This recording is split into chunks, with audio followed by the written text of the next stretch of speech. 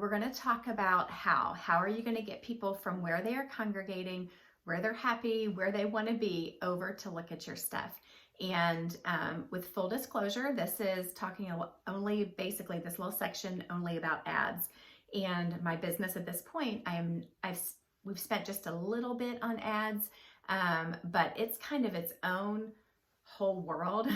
You have to either figure out how to run, Facebook ads or any other kind of ads yourself, or spend significant money getting someone else who's more skilled in it. Then you've got to find someone who's skilled. So at this point, we've tinkered with it just a little bit, but not really invested a lot in it. We're still in the organic traffic stage. And when you're in that stage, really what you want to do is get your funnel kind of more perfected to where it's converting the way that it needs to be. It's called a funnel that converts, or a working funnel. Once you get to that point, then you want to start putting ads in. Once you have seen that it is converting in the way that you want it to. And I'm still kind of in that in-between stage right now. Excuse me. So when he talks about ads, though, my mind is opened up to it. I realize to the point that you are spending ads, though, what you'll do, I watched something that said, if you could put in $1 on ads and get out an average of $2, per click, and what that money is actually like how much you spend per click in your funnel and how much you get out per click is how they measure it. If you could put in $1 and get out $2, how many times would you do that? Of course, it's as much money as you can put in once you get it to that point.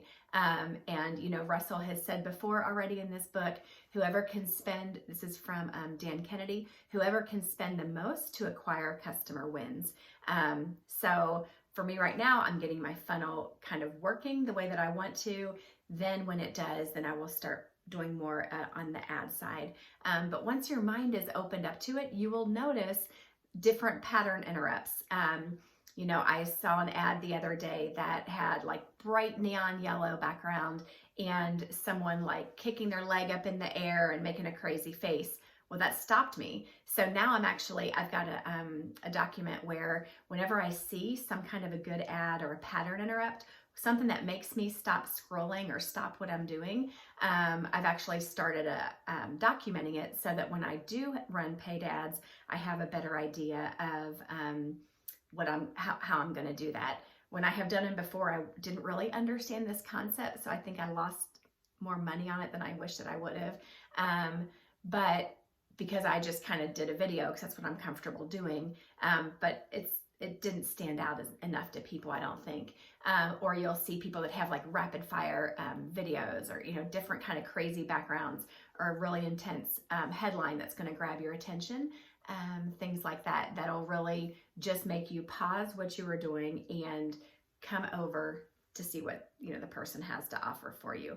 So now that your mind is kind of open to the ads, I would encourage you to just start looking at what stops you, and be thinking toward, when you get to the point where you're spending money on ads, if you're not already there, then what is that going to look like for you? So just open your eyes to it and start watching and taking notes.